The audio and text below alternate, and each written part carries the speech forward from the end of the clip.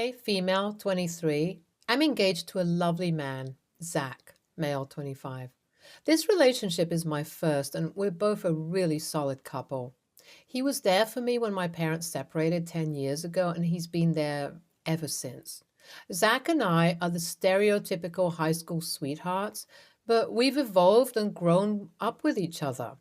Naturally, since he's been in my life so long, both my mom and dad know him well. They separated because my dad was extremely busy with his work and he prioritized that over his family. It hurt me and mom a lot, and I sided with her in the custody battle. It took dad a few years, but he realized where he had gone wrong and since then has apologized to both me and mom. That's given us a sense of closure, and I formed a good relationship with both my parents. I told them about my engagement together, and they were both super excited. That was 2 years ago. And some things have changed and left me feeling deprioritized by my family. Zach and I had a lot of things on our plate and were both in the early period of our careers, so we didn't want to get married before knowing where we would be settling down, whether the work life balance we had worked for each other, and stuff like that. So we moved in together and were making sure that we could start our marriage on a strong foundation. There was no rush to get married from either of us, and our families were understanding about that. About a year after I got engaged, my mom met a man, Peter. Peter and mom immediately hit it off. In her words, the relationship was electric, and they got married within 6 months. I had my own misgivings about this, but my mom was happy and seemed to know what she was doing. Besides, Peter was a really nice and thoughtful guy, just not a father figure to me. He wanted to be, but honestly, I was an adult and didn't need one besides my already present dad. During their wedding, I also got to meet my stepsister, Cassie, female, 26, for the first time. As nice as Peter was, his daughter was the exact opposite. She was loud, rude, and just had a terrible vibe. I mean, she for real showed up to the wedding wearing a champagne dress, which was almost white, which caused the first serious fight between Mom and Peter. She also introduced us to her fiancé, Bruce, male, 22, at the time, and the poor guy could barely get a word out. Cassie was just really domineering and passed that off as extroverted. After Zach and I got back from Mom's wedding, we dubbed them the Hyde couple to our jackal, which I get is a bit mean, but it's just an inside joke. In this period of time, Zach and I had also gotten quite well settled and ironed out the kinks in our relationship. We were ready to get married and set a date. Surprise, surprise, Cassie set her own wedding date too, just a week before ours. When I spoke to my mom and Peter about it, they said that it was manageable and they would be able to attend both weddings. However, I didn't want to take time out of my own wedding planning to attend the wedding of someone who I didn't know very well and frankly didn't like either. I get that there are family obligations, but this was too much. I mean, she had no reason to set a date so close to ours. Zach and I had been engaged for years, and Bruce and Cassie had started dating just a year ago. After a lot of arguing, I put my foot down and said that I won't go to Cassie's wedding. My mom and Peter were welcome to go, though, and I sincerely hoped that they would be able to come to my wedding too. This turned out to be a valid compromise, and wedding planning for me and my stepsister started in earnest. Immediately, I noticed that Mom and Peter were way more into Cassie's wedding than mine. It might be because Zach and I had been together so long and it was less exciting to plan out. It may be because I was willing to do more things myself, even though I would have appreciated having Mom's input. I don't know. It did build up a bit of resentment, but thankfully, Dad and Zach's parents were super supportive and helped me with whenever I needed it. Overall, though, I kind of planned the entire wedding with just Zach, and both of us were super tired of running around and getting our venue, caterers, music, and everything sorted alone. Cut to the day before Cassie's wedding. Everyone was sorted for me and Zach, and we were just looking forward to enjoying our big day. But even if we didn't go to my stepsister's wedding, the drama still followed us while we were trying to unwind. I got a call from my mom saying, OP, the wedding is off. I can't believe it. Your dad, I don't like her using that word, is distraught. Can we come and stay with you guys for a bit? I think he needs to be in a more stable setting. A bit reluctantly, I agreed, and they flew over to our apartment the next day. Peter was very hesitant to tell us what had happened, but I eventually eked it out from Mom and the few mutual connections I had who went to the wedding. Cassie, well, slept with the best man. It's actually insane, but she got drunk the night before the wedding and hit on Bruce's college buddy.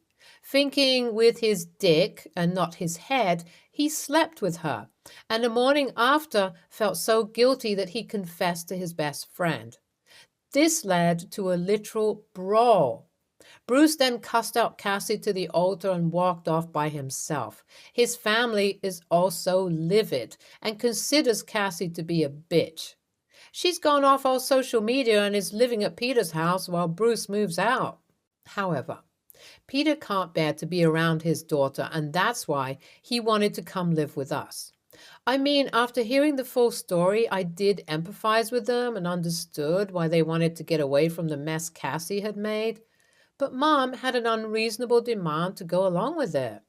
She cornered me in the kitchenette one evening and asked, OP, do you think that you could let Peter walk you down the aisle? He's been spiraling since the wedding, and it would help him feel better to help you in your wedding.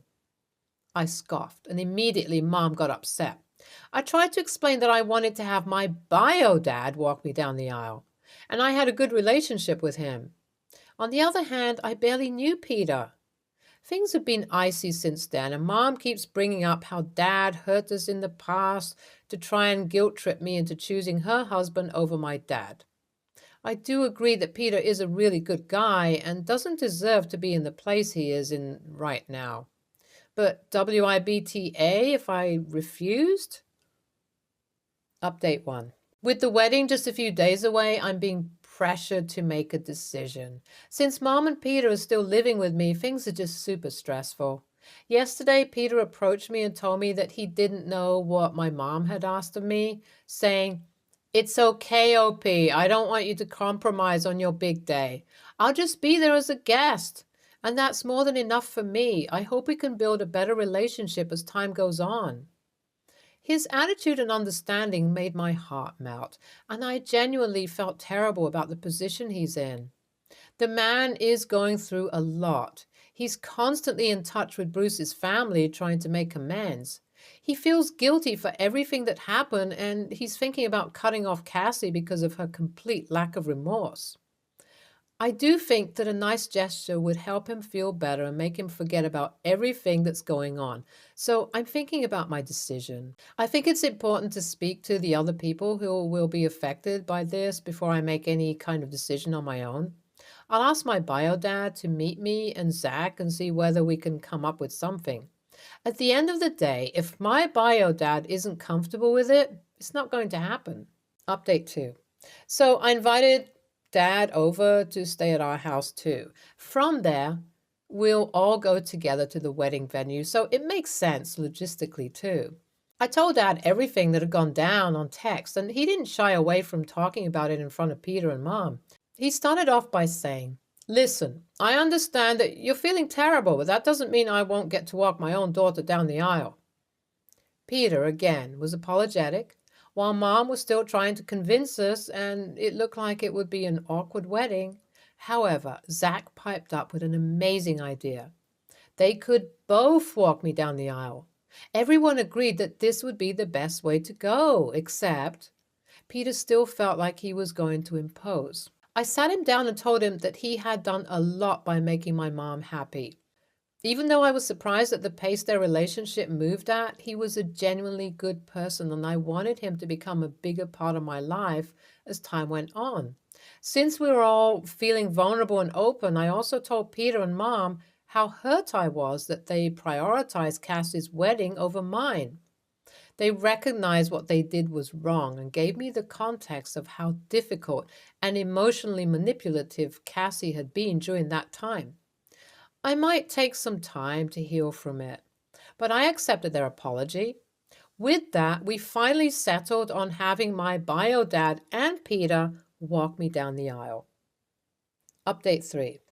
The wedding went super smoothly and nobody made a fuss about the arrangement. There were a few people from Peter's side of the family who were still busy gossiping about Cassie, but Peter shut them down and made sure that the day was all about me and Zac. It felt nice, and I do feel like things are very positive for us as a family. Cassie was obviously not there, and Mom and Peter are thinking of cutting her off because of what she's done. Good riddance, in my opinion.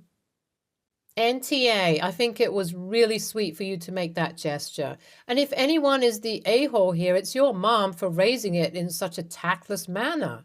I hope that you and your husband have a long and happy marriage. NTA, I can't believe the story about Cassie's wedding. That's a legit insane. It must have taken a lot out of your stepdad, and it's clear that he loves you a lot despite the short span of time he's been in your life. I think he was considerate and let you make the decision yourself, which is what matters the most. I personally don't think I could have let anyone apart from my dad walk me down the aisle, but I respect your decision. Next story. I, 25, female, recently moved to a new city for a job. I decided it was time to get some new furniture as well. I went to a local furniture shop, found a decent bedroom set, bought it, and scheduled for delivery later that week. The day of delivery, I get a call saying my delivery will be there 10 to 6 p.m. I ask if he could narrow down the time frame a little bit since I have errands to run, but want to be sure not to miss the delivery. He said he'd call when he was 2 hours out, which he did, and everything worked out. The delivery, which included assembly, was normal, nothing out of the ordinary. I was mostly in the living room organizing. We made brief small talk about me being new to town, maybe chatted for 5 minutes. He finished his job and left, and that was that. About a week later, I started getting really weird text messages from an unsaved number. What would you do if you knew you loved someone from the first time you saw them? Was the first of them. At first I ignored it, then asked, who the frick is this? They wouldn't answer, just kept telling me to answer their questions. Do you have a boyfriend? What would be your dream date? I blocked the number. Then I realized the number looked kind of familiar. I know very few people with this area code, so I checked my call log back to the day of delivery, and holy shit, the same number that is texting me is the number they called about my delivery. I mentioned how freaked out I was to my friend and her boyfriend on NYE. I brought it up to them because he's a delivery driver for Amazon, so kind of similar jobs. He said, how else is a guy supposed to shoot his shot? After talking to friends, they don't seem to think it's big of a deal as I do. WIBTA for calling the police, or is that overreacting? I'm questioning what to do after talking with friends. He knows where I live, obviously, so I don't want to make this guy mad, but the content of the message and the audacity to take a customer's personal number to text them personally. Clearly issues with boundaries, which are not okay. I agree with this. You will not be TA. I'd call the delivery company and report this. I'd also unlock the number for a few minutes and send a message saying, this is wildly inappropriate. I am not interested and please do not contact me again. The guy's messages are super creepy. I'd be freaked out too. The creepy guy needs a reality check. The company will likely move faster than the cops, but I'd call the police, non-emergency number, or go down to the precinct and talk to someone. Tell them the situation, that you aren't asking for him to be arrested, but that you would like them to let him know that harassing, stalking, etc. is a crime, and have them issue a criminal trespass warning that he needs to stay away from you and your residence. Not sure where you live. I'm a criminal attorney in the US though, and that's what we call it in my state. If he comes near your home, at that point, he can be arrested. If he continues calling, texting after you've told him to stop, he can get into trouble for that too. Keep your wits about you and watch out for yourself. To basically insinuate he was in love with you from the first time he saw you was super creepy. Just to add, if the police won't do anything about a criminal trespass warning, or whatever they call it where you live, send the message and keep the number unblocked. Save every message and log the calls if there are any of those. At that point, you can go down to your local courthouse. You're looking for the district attorney, state attorney, victim advocate office, and tell them you need help applying for a restraining order from a stranger who is repeatedly harassing, stalking, and scaring you. They should be able to help you get the paperwork filled out. If he ends up being arrested at any point, a condition of bond, his sentence, should be no contact with you either directly or indirectly, in person, by phone, by email, or any other method. Good luck. If you still have a delivery receipt or order slip, his name might be on there, possibly his employee number or something similar. You ordered from the company, so even if you don't have a receipt, slip, order number, etc., you know the date, approximate, time he was there, and what you ordered from them. The company should have a record of some kind showing which employee was where, so they should be able to use that info to look up the order, delivery guy's info, so they can give the police a name, even if they won't give it to you directly. Absolutely NTA, and I'm sorry someone you called friend invalidated your very legitimate concern about the super creepy behavior of the random delivery guy, which is just as disgusting as the creep's behavior, IMO. It is absolutely not okay. He used his professional capacity to obtain your number and is now using it to harass you. Next story. We live on campus, and my roommate of this year, Lila, is the best one I had the pleasure of living with so far. There's just one thing. She keeps some of her friends' food supplies in our room since theirs is cramped and there's no space. So her two friends have been going in and out of our room frequently. At first, they would always knock before going in and say hi. But over time, I told them it's fine if they don't knock and they're welcome to go in any time. 2 weeks ago, though, this girl, Z, moved in with them, and I don't like her one bit.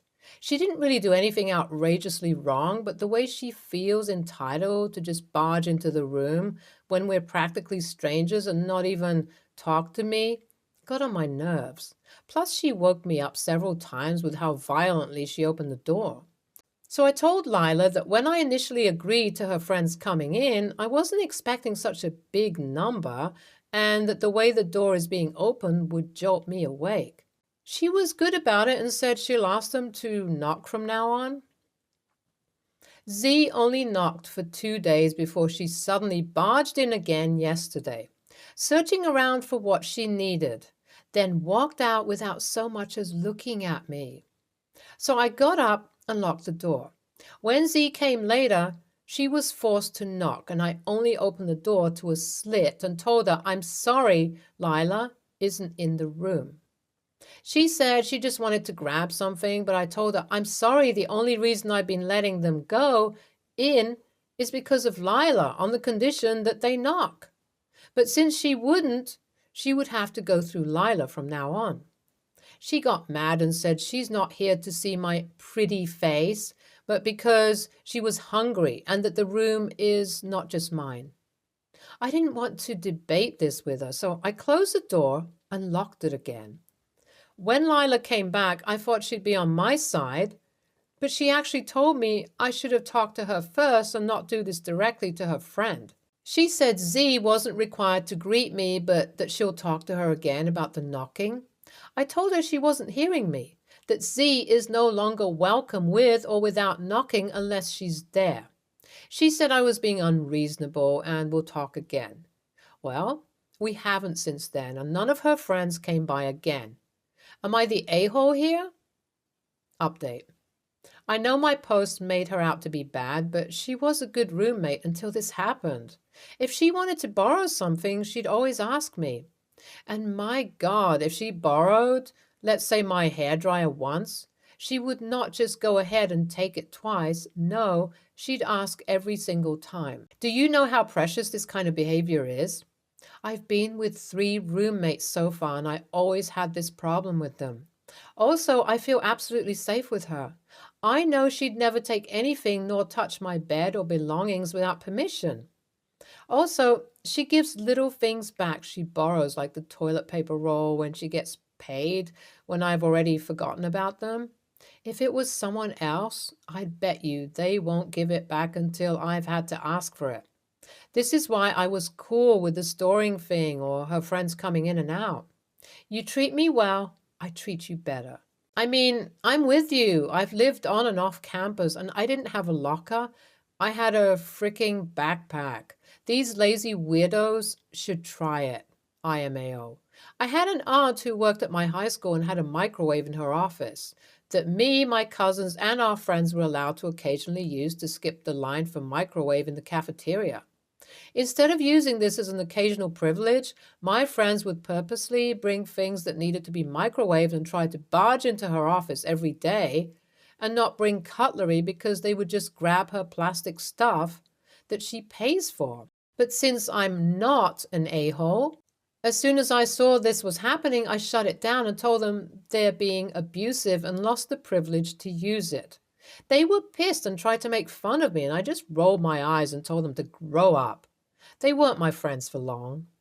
Moral of the story sounds like OP's roommate needs to quit being a pushover.